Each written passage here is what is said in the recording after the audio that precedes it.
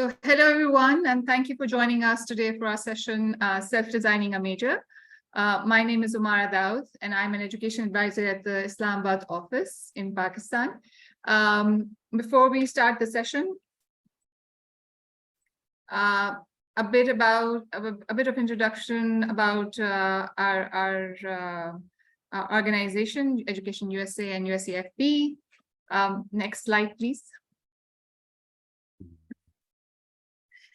So Education USA is a global network under the US State Department, comprising of 425 international student advising centers in more than 175 countries. We are your official source of information about the opportunities to study at the accredited post-secondary institutions in the United States. We are available to students that need support or advice throughout Pakistan through email, call, and in-person meetings. Please visit our website, www.educationusa.pk to register for our free advising services. In Pakistan, next slide, please. In Pakistan, Education USA is based at United States Education Foundation, USAFB, which is also the Fulbright Commission in the country. USAFB promotes mutual understanding between people of Pakistan and people of the United States through educational and cultural exchange with offices in Islamabad, Lahore, and Karachi. USAFB comprises several departments, including advising, testing, program, and alumni. If you want more information about our services, please visit our website, www.usafb.org. Joining us today is Aaron Basko. Aaron is an author, speaker, and higher education thought leader with over 25 years of experience. Next slide, please. In helping people chart a path to their future, Aaron currently serves as a vice president of enrollment, marketing, and communication at the University of Lynchburg in Lynchburg, Virginia. Aaron is the author of 2 career development books focused on career planning, Help Wanted and What's Your Function, as well as over a dozen articles in the Chronicles of Higher Education, Insight, Higher Ed, University Business, and the Time Higher Education UK. Aaron also has been quoted 4 times in Forbes and has served as a consultant for a major US news outlet in multiple colleges and universities. A very warm welcome to our speaker today. Before we start our session, just a reminder, please drop your questions in the Q&A box, and Aaron will be able to answer your questions at the end of the presentation. So I'll hand over the session to our presenter today, Aaron. Thank you so much, Amara. Welcome, everyone. Thank you for joining today. I'm thrilled to be able to present to you and offer you some insight on this really interesting topic, which I think is a little bit different than maybe something you might have seen before on self-designing a major. As was said, I work at a U.S. university. It's called the University of Lynchburg. I can share just briefly about it, but my role there is as Vice President of Enrollment, Marketing, and Communications. So I oversee all the admissions office, financial aid office, and marketing offices. So I'm pleased to be with you today. I love to talk with international students and work with international students. I did an exchange myself, and I was a Fulbright scholar as well. So I'm thrilled to be able to connect and answer questions for you today. So let me just briefly introduce our university. The University of Lynchburg is about 2,500 students, so it's a smaller institution, but we have over 50 major programs and graduate programs as well. We are very focused on helping our students get experiential learning opportunities, which means teaching them to learn by doing. So not only do you get the classroom experience and hear from faculty and listen and take notes, but we also give you opportunities to really practice what it is that you're learning so that it sticks with you and that you remember it well for the long term. And that also, I think, helps students as they go out and look for employment, that they see that employers see that students have been able to do that already. So we really focus as well on teaching students to make an impact. We want them to become not just better students, but actually better people who are then willing to go back into their communities and share and make the world a better place. So our area is Central Virginia. It's about 3 hours south of Washington, D.C. It's right on the main train line from there. So that makes it very easy for students to get around if they'd like to. But it's also a beautiful area. It's a huge outdoor area. Hiking, biking, climbing, those kinds of things are very popular here. But at the same time, it's considered one of the top 25 college cities in the country because we have 5 institutions of higher learning here. We've really focused on attracting international students in the last few years. We want to see that population grow, especially as we're coming back from the pandemic. So we have instituted a number of pretty large scholarships that bring our price, including our tuition, our room, our food, all those kinds of pieces down to right around 20,000 or so. So that can be helpful, I think, for families. So let's talk about choosing a self-designed major. It's really interesting because I think choosing a major is really difficult for students sometimes. You get a lot of different opinions about what it is that you should study, and it can be really hard to make a choice, especially at your age. You might be, 17, 18 years old, and you're thinking, oh no, I need to choose what I'm going to do for the rest of my life. Fortunately, in the US education system, it is more flexible than that. So, one choice doesn't mean that that's necessarily what you're stuck with, but choosing to self-design a major can also be a really interesting option, both for students who are very specific in what they want and have maybe some difficulty finding exactly the program that they're looking for, but also for students who are really still deciding and maybe have multiple areas that they are interested in and are have a difficult time maybe deciding between those areas. They can use this to explore. So I think, figuring out what it is that you want to do can be, really difficult, right? So I want to ask a question. It's kind of a joke, but kind of serious at the same time. So I'd like you to think about. I probably can't see a show of hands on this, but at least, if you are willing, give me a little hand signal on this. How many of you have known forever what you wanted to do ever since you were a little child? Maybe you were like, oh, I always want to be a teacher, or I always wanted to be a nurse or a doctor or something like that. So some of you will do that. Now, a second group, how about raise your hand if you are really unsure of what you want to do? You really have you have some ideas, but you're super unsure. Okay, now for a third group, raise your hand if you're actually pretty unsure, but you tell people that you have a major in mind so that they will stop asking you, what are you going to major in? Right. Typically, this is actually a kind of a large group, right? Because we feel pressure to know, and colleges and universities don't make it any easier, because one of the first questions that we always ask is, what do you want to major in? And if you're a student who's not sure, that can be a little intimidating and cause a little pressure. So, but again, the US education system actually has a lot of flexibility to it. And it's something that you can come in and not know exactly what you want to do and get some help in doing that. So, I think this is a hard question for a couple of different reasons. It's a hard question because there's, students, you have a limited knowledge of what is out there, right? It's kind of hard for you to decide what it is you want to do if you don't know what's available to you. So I think that can be, really a challenge. I think there's a lot of concern too. Well, what if I pick a major that doesn't pay well, and maybe it won't pay me back for my investment? Especially, I think with parents, this can be a definite challenge, right? They will probably be very interested in that. So I think there are different things that kind of put pressure on you to figure out, where to go. So when you look at US colleges and universities, most of them are built around 3 basic pieces of your education. The obvious one is your major, right? So if you choose business, you're going to take a bunch of classes that are specifically related to business, or biology, and you'll take biology classes and some chemistry and things that are directly related to your major.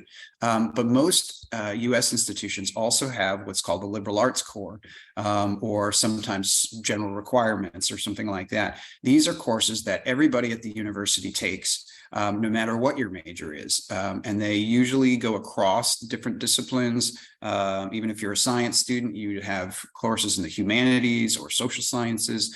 And really, in a lot of cases, especially if you're looking at liberal arts colleges, the idea behind this is to help you to develop leadership skills. We want you to be able to lead people, not just to be an employee somewhere, but to actually be a supervisor or a manager, or be able to inspire or help people communicate, those kinds of things. And those are the types of skills that these classes really focus on.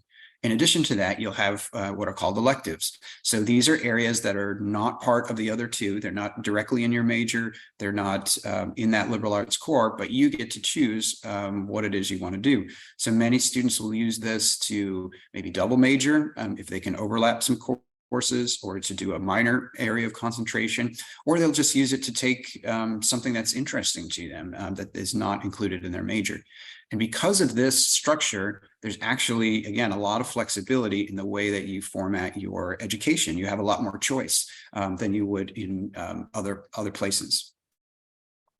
So when we look at self-designing, where do you find this? Well, usually not all colleges and universities have this, but many have some form of it. It's sometimes called interdisciplinary studies. It's sometimes called integrated studies or liberal studies, but it's an area that allows students some flexibility in their choices. And I'll show you, there are kind of two forms of this that you can look at and try to figure out. But you can look for these kinds of names, or you can ask whether they have an institution has something like this, if it's something that you think you're interested in. So there are two basic options, at least in the kind of places that, like where I work at the University of Lynchburg, we break this down into two different areas. There's a self-designed option, and then there's a concentration option. And either of these could be an interesting choice for you. The self-designed option is the one that is we're probably most focused on today, right? That's most flexible, where you say, boy, I would really like to do something that is more specific than the majors that you offer. It's something that I don't see on your major list. I really like this, university or this environment, but I'm looking for something a little bit different, a little bit more specific or more general. And I'd like to maybe pull together some different areas to build a major out of. So the self-design option, typically what you do is you have a theme in mind. You have an area that you would like to go into, something that you really want to follow or study, and you propose what that theme would be.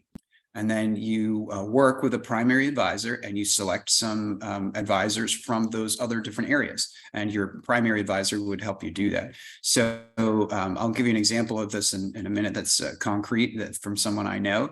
But it's basically the idea is you'd go in and say, oh, okay, I'm thinking about something from biology, environmental studies, and marketing, because I want to go into working with the environment, and I'm really interested in how to, maybe impact policy in those areas. And so I'd like to bring those together. And then your primary advisor would then say, okay, if you want to do that, let's figure out who your advisors are in the different areas. Now, the other option is what we call a concentration option. So this is sort of a pre-formed self-design major, if that makes sense. So oftentimes institutions will have areas where students in the past have chosen to self-design majors, and they've sort of become a pattern. And so they might say, oh, okay, then we'll just make that a regular choice that students can take. And they go across different majors in terms of their choice of classes to figure out what goes in there. So I'll give you some examples of this too. And what you would do is work with an advisor to do that. So, for example, here are some examples of the types of concentrations that might be out there, right? So there are already pre-formed areas that, again, students have been interested in the past and have become part of a process that you could pick and say, well, okay, there's not a major in this currently, but I want to do this concentration. So that just gives you some ideas. Okay, so I told you I would give you a very concrete example. So this is actually from my daughter, who just finished her first year here at the University of Lynchburg. And I didn't tell her I was going to make her famous, so don't tell her if you come here. But she has a great example of self-designing major. I'm kidding. She's fine with this. So her name is Laura. And she came in and she really had an interest in areas of graphic design and some different pieces like that. But at the same time, was really interested in the use of food and designing sort of food and the way it's displayed and doing it digitally and that kind of thing. So she actually went to a primary advisor and she pulled together 3 areas. And I can see one of the areas I forgot to put it in. So, but she basically said, I'm really interested in art, especially graphic design. I'm interested in communications, and I'm interested in sort of the marketing area and business, because what I really would like to do is learn how to design things that go around small business, food blogging, creating cookbooks and designing them and those kinds of things. And the advisor said, that sounds like a really interesting topic. Let's see if we can pull together those majors for you.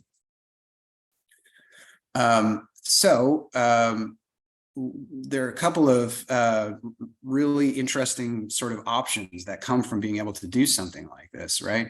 So you would graduate actually with, typically it's going to be themed, right? It might say interdisciplinary studies in whatever it is, or liberal arts studies in whatever it is. So you get to actually kind of be part of creating the title of your degree, which I think is pretty exciting. So some students will do that. They will find this. They will maybe come here and explore first, and they don't know what they want to do. And they'll try a couple of different topics and then say, wow, I really like political science, but I also really like sociology and I also like criminology. Can I bring those together? And then you can work with your advisor to design the title of the degree that you get. And again, it might be qualified with a integrated studies in something, something, something. The other area to use this for is you can kind of use it as what I call a pass-through option.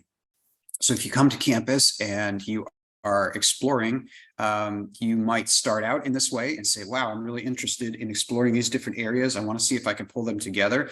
But then something may happen, like it did with my daughter, actually, where she started taking classes in these different majors, and she found out that really what she preferred was the graphic design area. So she had already worked with the advisor for that area and got to know them through this process. And she decided of the 3 areas that she was interested in, she wanted to go and switch over and become a full-fledged graphic design major. And that works too. So sometimes it can be an opportunity to start in an undecided way, but as you go through the process, you may refine what it is you're interested in and make a selection. So again, some of the benefits of this, obviously it's very flexible. It allows you to do something that you're really passionate about if you can talk about why you want to do that. It's also distinctive. When you graduate, there are hundreds of thousands of graduates who have majors in history or in computer science or business or whatever else. There are very few that will have the type of degree that you will have, which I think as you are out there working with employers can sometimes be a great conversational piece to make you stand out. And then it also allows you to shape your experience, which I think is really exciting. And I think in many ways is the future of higher education, that as we go along, students will end up having more and more choice about how they put their education together. So one of the pieces that's really key if you do a self-design major is to try to take full advantage of the experiential learning opportunities. This is an area where we are really committed. We think it's really important that students, again, be able to learn by doing. So there's so many options for doing this. As you get further into your program, you might want to do an independent study with a faculty member and help them on, what they're working on, or a topic that maybe we don't offer a course in that, but you'd really like to study that. I did one of those in my college career. I worked with one faculty member in a topic that was not available at the time. And it was a great experience and allowed me to be much more independent in my work. So study abroad, obviously you're doing a version of that incoming, but sometimes there are alternate opportunities to study on top of that somewhere different. doing an internship where you get some work experience, maybe at a local business, or a research opportunity where you help a faculty member the research they're doing. A number of our students present at professional conferences. They do a research project, and then they take that and are able to present to a great audience. Or you may have a chance to actually publish something while you're with us, to be able to then put on your resume and kind of begin that sort of professional career. So if you're interested in a self-design major, or this is a consideration for you, what do you need to look for? So a lot of institutions, a lot of universities, this isn't something that they advertise very much. They have a list of majors because they know students are looking for particular majors, but they don't really often know what to call this. And so it can be a little hard to find, and not everywhere offers it. So if this is something that you're interested in, you can ask the university, how do they help or support undecided students? When a student comes in, what do they do that's different? What are the options for that student in choosing a major? Do they have to decide by a certain time? You can ask them if they have a self-designed option. You can say, do you have something in, interdisciplinary studies? I'm really interested in kind of bringing together something, a couple different areas that I'm interested in.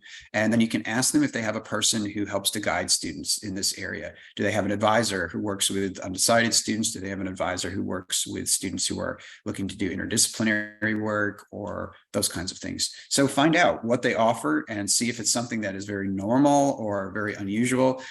You'll be able to tell because you'll ask, and some people will kind of not know at first what you're talking about, and others will be like, oh yeah, our students do that, that's really exciting, that kind of thing, and you'll get a sense as to whether it's a popular option at that particular place.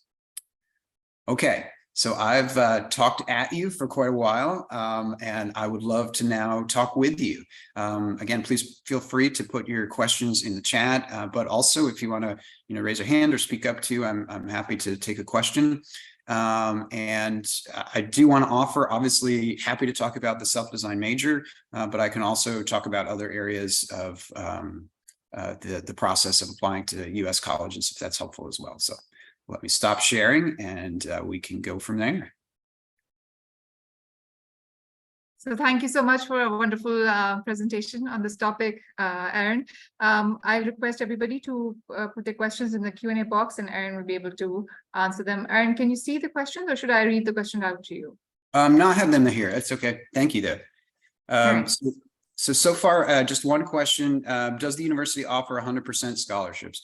No, unfortunately, we do not. We do. I think one of the things that you'll find is there are a few places that do that, but they've become much less, I would say, because institutions do have to have funding, right? They are an organization that needs to run actually on tuition. So what we offer, though, is some pretty strong scholarships, I think, for us. So our normal tuition, room and board, everything included, you expect in the US it's pretty high. And so our normal would be about $48,000. But with the scholarships that we offer, again, we have a scholarship that is a $27,000 scholarship and a $31,000 that brings it down to about $20,000 roughly. So. And then I got a question, is it necessary to take the LSAT if you want to apply in law? And that we don't have a specific law college or school. We do work with students at the undergraduate level to prepare them for law school. We do that a lot with students. So those students can work in political science or international relations or history or government or all kinds of areas. Many programs do require the LSAT, and I would say most still do. There probably are a few that would not, but in many cases they will. But if you come to an undergraduate institution in the US first, we will do a lot of work to help you prepare for that, to help make sure that that you'll be prepared and ready to do that.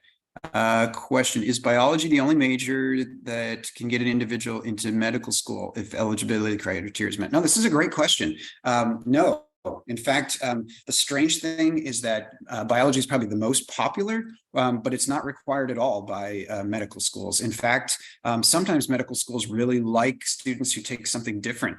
So for example, I don't know if it's still true, but for a while, philosophy was probably the best major to use to get into medical school, because medical schools want people who know how to think and how to help people with end of life questions, and how to, really kind of work with a wide variety of people. And they know that people in philosophy are great thinkers. Also, we've seen a number of people who have used a foreign language to go on into medical school. And as long as you have the required courses in biology and the sciences to be able to do that, we would, again, here, we would work with you with a specific advisor who could help you make sure that you got everything you needed to be prepared to go on to med school. Okay, how many subjects do I have to study in an undergraduate program, and what are the compulsory areas? Great question. So typically, most institutions will require between 100 and 120 credit hours. So for most students, that means you'd be taking about 15 credit hours per semester over 4 years. Most courses are either 3 credits or 4 credits. So you would expect to have, on average, probably about 5 classes per semester. And again, they're set up differently. You do a couple, maybe 3 days a week, a couple 2 days a week, but that's typically what you would do.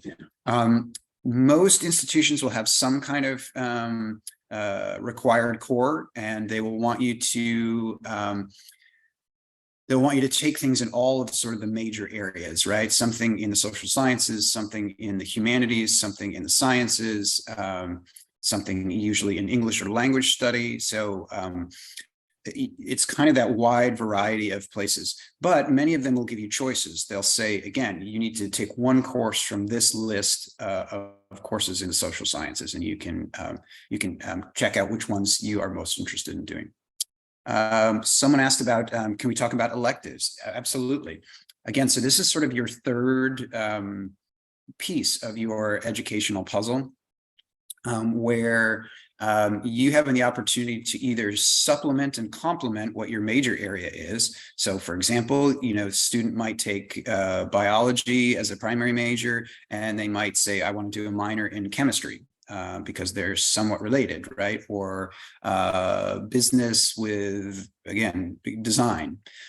Or you can take something totally unrelated, and you can say, I really want to do, I don't know, sciences, but I also want to study music. And that's totally okay. That gives students an opportunity to expand their knowledge base, have a different kind of experience, take full advantage of where you are. So you will have a certain number of credits that is based on which major field you're in. So for example, students doing teaching, or maybe, I don't know, some of the sciences would have less electives, and students studying probably in the humanities and social sciences would have more electives based on just the number of major requirements. So I think it's a great system. It gives you a chance to really explore and figure out what it is you want to do.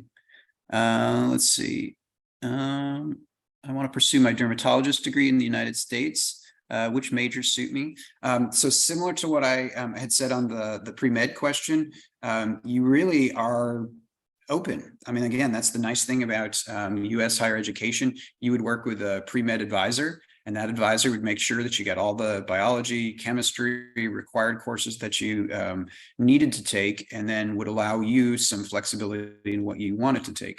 So you could pick many majors as long as you make sure that you have those courses. Do universities in the U.S. offer automotive engineering, and what are the requirements for it? So engineering is really an interesting major. It's offered by some institutions and not others. Usually the larger the institution, the more that they are likely to have engineering, and especially that they're likely to have very specific types of engineering, like automotive, like you said. So if you're looking at smaller schools, many of them will have agreements with those large universities where you come maybe to a smaller school first and then you transfer there. But if you know for sure that's what you want to do, you're probably looking at a larger institution. And again, they're going to look at the strength of your sciences, primarily your mathematical skills. Those tend to be very challenging programs for entry, just because there's so much demand. So you do have to make sure you have a really strong background, and I would try to maybe interview or do what you can to try to stand out from the crowd that way. Does the university provide need-based financial aid, and how much demonstrated need is that? So most US universities will not be able to provide need-based aid because our system is set up that students have to be the students' need-based information is based on really their citizenship here, and the federal government sort of drives that process. And so in most cases, what you're looking at is merit-based aid. So, you would want to look for places that have funding that is available to be able to help you do that. But usually they're not looking at the need-based side. And that makes sense too, because it can be really hard across cultures and across borders to determine, the financial need of a particular student. Some of the maybe highly selective privates will do that, and they'll make you fill out a very much more specific form as to what your need level is. But most of them will rely primarily on merit money. Are students with undecided majors restricted by the choice of subjects in their levels? Would they need specific subjects in their levels to get into these majors for undergrad? If you're starting out as an undecided major, again, you kind of have some choices. You could say, I'm undecided, but I think I want to go into something in this area, right? So if you say, I'm undecided, but I want to go into business, that's not usually a problem, because a lot of the classes that you would take your first year are going to be the same, no matter if you're in finance or management, right? Or in the sciences, a lot of those classes are going to be the same. You're going to need to take a biology and a chemistry and those kinds of things. So it gives you a little bit of time to be able to prepare for those other majors. If you want to switch, let's say you start out in biology, but you want to change to physics, you could probably do that in most places. Or you start out in business, but you move to communications, you could do that probably fairly easily. You might have to go back and make up one course or something like that. But there are some majors where that's really difficult, particularly areas like nursing, a few of the specific science programs, engineering, those kinds of things are much less flexible. So in those cases, you're better off saying, okay, I think maybe I want to do engineering, so I'm going to start there. And then if I change, I can change to something that's more flexible rather than trying to get into engineering, which would be less flexible. Is it possible to design your course for applying to a PhD directly at the bachelor's level? So for 16 years. So I think I get this question, but if this is not what you're asking, then let me know. So yes, you could go to an undergraduate institution and you could then apply specifically for PhD programs. And actually that's done quite often. So sometimes it might be at the same institution, sometimes it might be at different institutions. But yes, typically in most areas, if you're going to go for a PhD, especially in the humanities, the social sciences, the hard sciences, you typically don't apply for a separate master's, you just apply for the whole PhD program. So you go right from your undergraduate program into your PhD program. And again, typically that's maybe an additional 5 years, something like that. Can I transfer my undergraduate program from my home country into the US as I am doing a BS in computer science and have done 2 years out of 4 years? If yes, then how? Great question. Yes, you often can. Most institutions in the United States will take transfer students. So you have to probably just do a little bit more work on getting your courses translated. So in most cases, you'd have to work through a service like WES or something like that, and you would send them your courses, your transcripts, that kind of thing, and they would prepare an evaluation of those materials to then send on to the university. Some universities have a lot of experience with this, and they can do that themselves, but many of them rely on an outside place to translate that. So if you're looking at some different places, you could go to one of those well-respected, analysis services, and they would write up and they would say, this student has the equivalent of 2 years of university study in the United States. They have the following courses, which can be eligible for transfer, and the school will just look at those and decide which ones it will transfer in. So there's a possibility that maybe not all of your courses will transfer, depending on how specific they are, but transfer is definitely a possibility. We like transfer students. We work with transfer students frequently. There just is that extra step of analysis. Let's see, is the $20,000 per semester, and a semester is about how many months? Now, so for us, we quote all of our costs in annual fees. So, again, our annual tuition, room and board, and funding is just a little bit under $50,000 if you don't before the scholarship, but after the scholarship, it's typically again in that 20-21 range, and that's for the year. For 2 semesters, basically. Semesters are about 3.5 months. So they run, our normal start is fall. So they start in mid-August and they run to basically the first week of December, kind of late August, I guess, into the first week of December. And then from like the last week in January to the first week in May. So that's typical. There are some summer opportunities, but many of them are kind of online, that kind of piece. So those are the 2 main semesters. Can we talk about a double major? Sure, no problem. So a double major is the opportunity to equally study 2 areas of concentration, right? 2 major career areas. Not all majors, it's not possible with all majors. Some are very, very packed. Again, I keep mentioning like education and nursing and some of those that have very specific demands and requirements. So you can't always do that, but many of them, it is available. Again, especially many of the science programs overlap. So if you take chemistry, you're going to take physics, you're going to take biology. So it's easier to get some of those majors as a second. And then in the humanities area or social sciences, those also happen. Maybe to some degree, even in the health sciences, which we have a lot of programs in there, we haven't talked too much about, but where you're going to already have classes that overlap between those areas. And then you'd have to work with an advisor to make sure the rest of those classes fit. So it's not possible with all programs, but with many programs, it is possible to do that. So it's just a great way if you go out, do you have something extra on your record just to say that you're able to accomplish both things at the same time. Let's see. Is there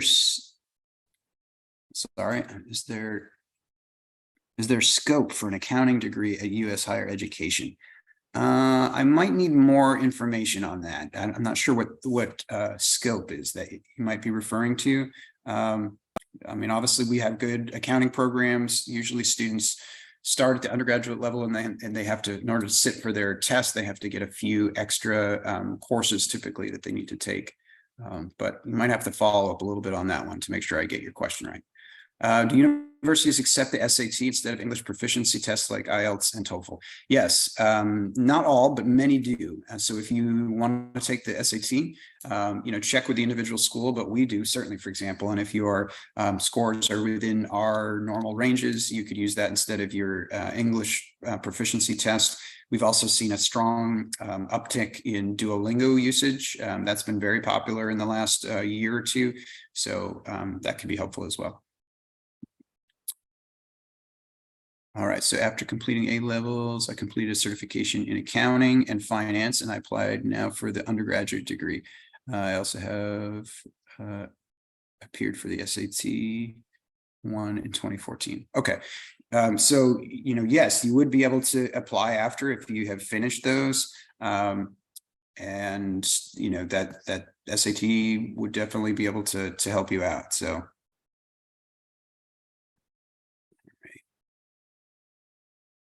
To get back down here.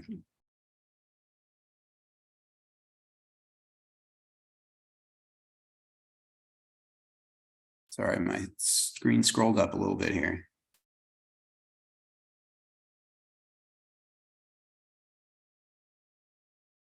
Okay, all right, I got the question about A levels. Okay. All right, I think, have I gotten through everything in the chat? Is anybody waiting for me on the other questions? So if you have more questions, please write them down in the Q&A box. I might have a few questions though. Great. Okay. Yeah. So, sure. Yeah, so a lot of questions you've already answered in your presentation, but I just want to know that when the students are thinking about applying to a college, should they factor in that they should be putting colleges or selecting colleges that are offering this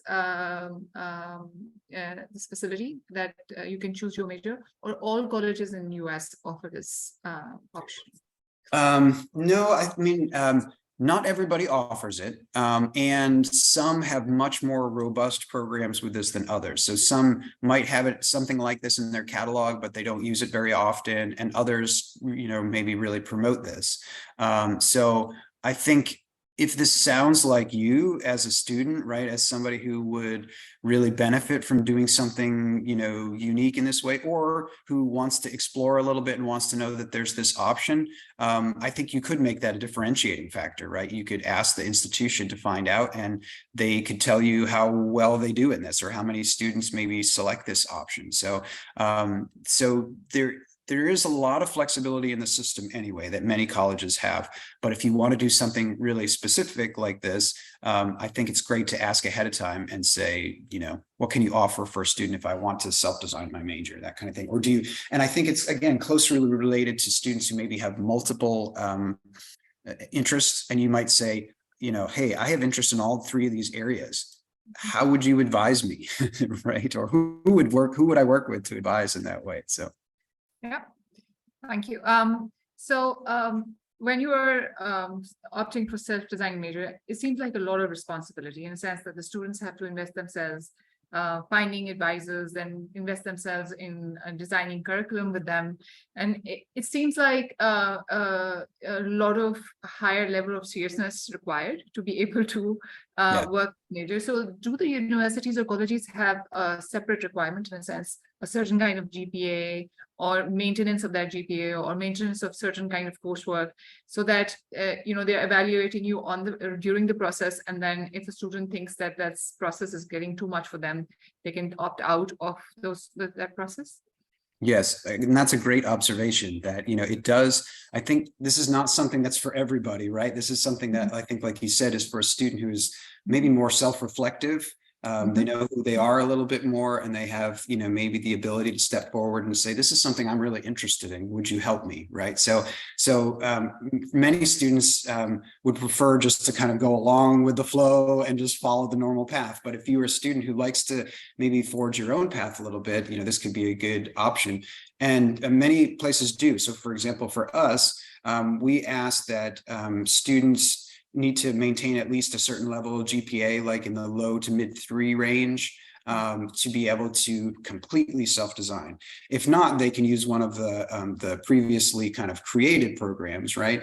But yes, so those students would have to maintain a GPA to be able to do a purely self-designed major for us. So that's a great observation, because again, when you think about it, you're getting so much individual attention by doing this, right? You probably are working with 3 different advisors, right? From faculty members, which is really a treat, I think, right?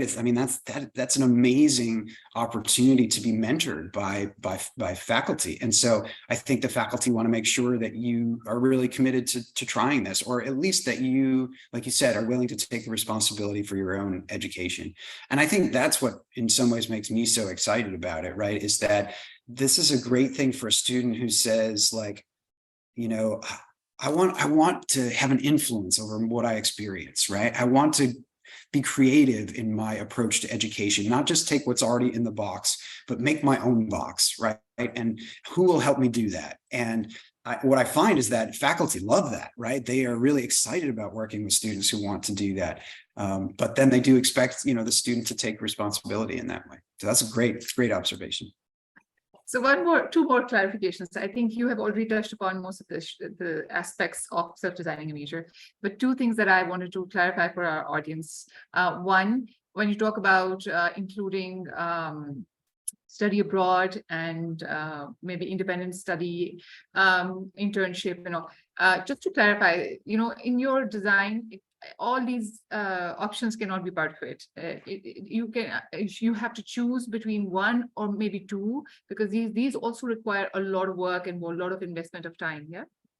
That's a great point. Yes. I didn't mean to suggest that you should do all of these, that they needed to be on your checklist. No, for most students, maybe they'll have one or maybe two, right? Like you said that, so for you all, perhaps, study abroad probably doesn't make as much sense, right? And if you are, let's say you're in the sciences, research might be a better fit, where if you're in, business or political science, maybe it's an internship, right? So usually what you'll do is kind of work with an advisor and say, well, what piece of this makes sense to you, right? So it's more that we are encouraging every student to have at least one of those opportunities and make that part of what you do. What's interesting is that as a self-design major, you're kind of doing an independent study anyway, right? I mean, you really are arranging your own pieces to that. So it's almost like built-in experiential learning for you, which is kind of great. But that's a great point, because I wouldn't want you all to think that like, oh no, these are I need to go down and make sure I get all of these things. No, definitely not. Those are just the options. So. Just a clarification. I love it. Thank you for thank you. Otherwise, that everybody would feel a lot of pressure, right? Yeah, there's a lot of things to do at one time. But that's a great point that according to what you're doing, all these options are available, and you can fashion these options according to what really suits you in your program. And so one more clarification, in your university, and you can talk about overall as well, are students required to do a certain amount of basic courses, in the sense that they're required to do that, even if they are self-designing? The university would ask them to get past some basic skill levels before, when they graduate, they have them with them. So is that also part of the requirements of designing the major? Yes. So almost every, U.S. university will have some basic courses that students need to take. Again, they're usually connected to that sort of central core of classes that students have. So everybody will have some type of writing intensive, writing based course. Everybody will have some type of, analysis course, again, sort of humanities or social sciences. Everybody will have something. What am I looking at? Either mathematically related or science related in that way. So there'll be a few of those courses that they definitely need to take. And what will happen is once they've taken some of those basic courses, it then becomes easier. Those are sort of the prerequisites for taking some other courses as they move up, and then the choices sort of open up to you. So yes, so don't be concerned if you start your first year and you're like, oh, only 2 of these courses are in my major. These 3, I don't know what they're for, right? I think what's happened is the university has said, again, yes, you'll need courses in your major, but you'll also need these skills to be the kind of graduate that we can be proud of, right? We want you to be a graduate who knows how to go on and write an amazing report, right? Or who knows how to lead the people in your area and communicate well with them. And so they've determined that these certain classes are things that all of their graduates should have. Okay, so I think maybe one last clarification, because I think, as I have said before, you have touched upon everything that the self-designing major as topic requires. But just to clarify for the audience, so that they know what this is about, how many concentrations can a student think about, in a sense that they can think about 1 or 2, but can they think about more than that? And is that handleable? Like if you're thinking about too many coming your way? Yeah. Yes, that's a great question, because sometimes I think students put a huge amount of pressure on themselves to just try to do as many as possible. And we would not recommend that, right? So if, like, for example, at the University of Lynchburg, we require at least 1 major, which makes sense. And we highly recommend that students, they need 1 major and either a minor or a second major, or some kind of concentration. So you usually are doing 1 major area, and then you're doing like 1 sort of sub area. And you can replace that sub area by doing a dual major, right? If you do a dual major, that's really usually all you can do, right? If you do a major and a minor, you might be able to get a second minor if you want to. It depends on how flexible your program is, but it's very rare that anybody would try to get more than that.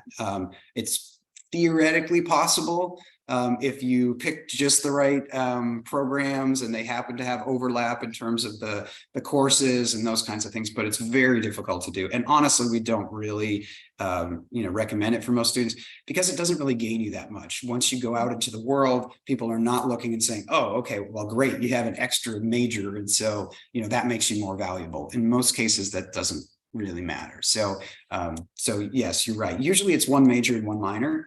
It could be one major and two minors, or two majors, usually is kind of the max.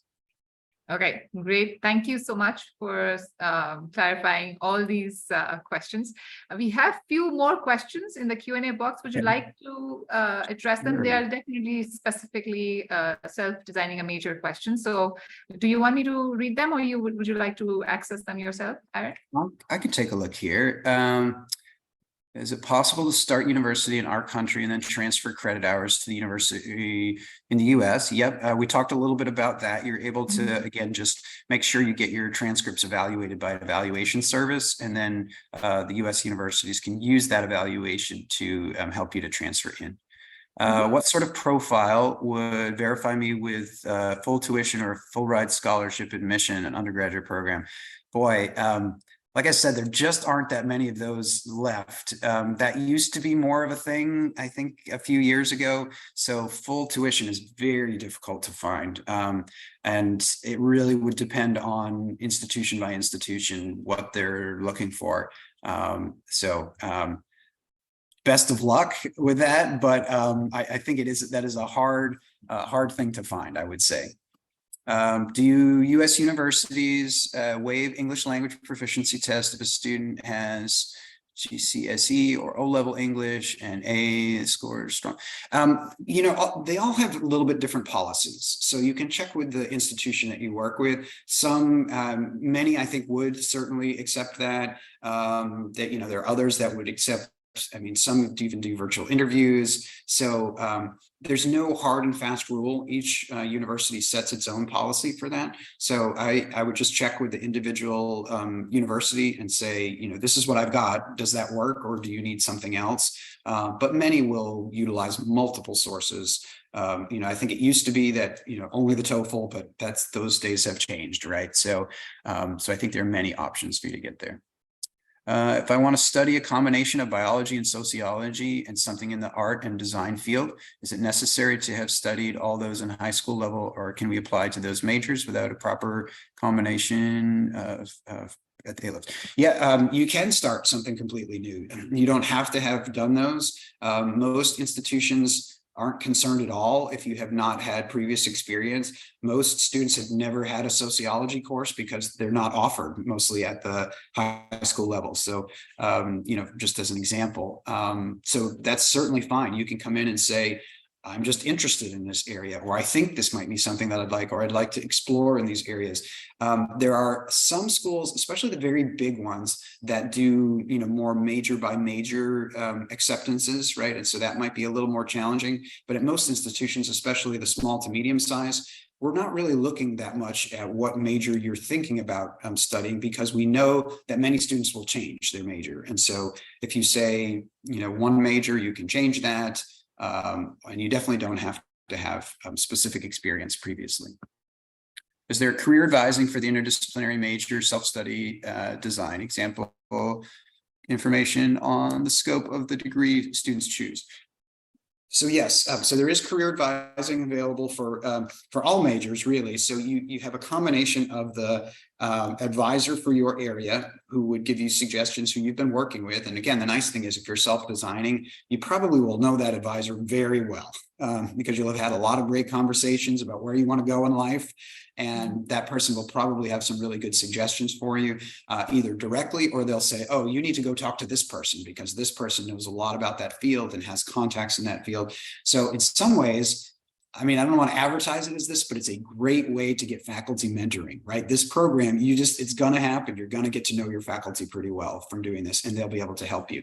And then all students are also eligible for career services advising, which we work with. And many students think you have to wait until like the end of your schooling to do that, but you don't. Our career services offices love to work with students even in their first year. They'll help you with assessments, with testing, with figuring out, drawing up a map and a plan of where you want to go and how to help you get there. So that should definitely be available for you, really, wherever you go. So I see some people have raised their hands. Please do not raise your hand. Put your question in the Q&A box. Only then we are able to answer that. We can take one more question if it comes our way. But then if there's no more question, then we will conclude the session. So we'll wait for one more question from you. And while we wait, and one more question from me. Yeah. Just a very interesting thing. Some students, when they come to us and they say, I want to do this job, I want to work like this, and I want to design my course, taking that job in mind and design it accordingly, the skills that we need. And we see that now the world has changed so much. There's multiple skills that you have to work with when you are going into the job market. So self-design major, can it also be based on the fact that I want to be in this industry and this kind of job that I'm taking? So these are the skills I need, and I'm going to design my major accordingly. It absolutely could be, right? So, the job market is changing so rapidly, and sometimes colleges and universities, for them to launch a new program usually takes like 3 years, right? And so the job might be out there for a while before anybody gets a program in that, right? And so that can be a really good way, and I think especially with everything that's so digital and so technology based, again, that's kind of like my, the example that I gave with my daughter, right? Where she's wanting to be like a cookbook graphic design media specialist, right? Well, nobody has a major in that. It just doesn't exist, right? So it can be something where you're looking to the future and saying, I think there's going to be a market in this, and I'd like to really put something together that positions me well for that. And I think, your point is good too about staying a little bit flexible in your mindset, right? That by the time you get there, that job may have changed a little bit. And so you want to make sure that you are getting skills that go around that whole area, right? So if it changes a little, you say, oh yeah, well, that's still is very relevant to what I put together. So, but I do think it can be something like that, because again, institutions, we're kind of slow to keep up with the job market. And so if you find something that you're really excited about and you think is going to be the next big future, and you want to design something for that, then that could be a possibility. So thank you so much, Aaron, for such a wonderful session. You have answered so many questions, and I'm sure our audience have clarified any confusions or gotten all the information that they needed about your program and understanding the self-designing the major generally. I'm thankful to the audience who have joined us today. And if you have more questions and your questions are not answered, please contact your EducationUSA advisor. They'll be able to answer your questions and guide you further. Please don't forget to follow us on our social media pages, Facebook, Instagram, and Twitter. And hopefully you have a great day, and hopefully you are thinking about self-designing a major as an option for yourself now. Thank you so much, Aaron, for joining today and giving all the amazing information that you shared with our audience. It was my pleasure. Thank you. Take care. Bye-bye. Bye-bye.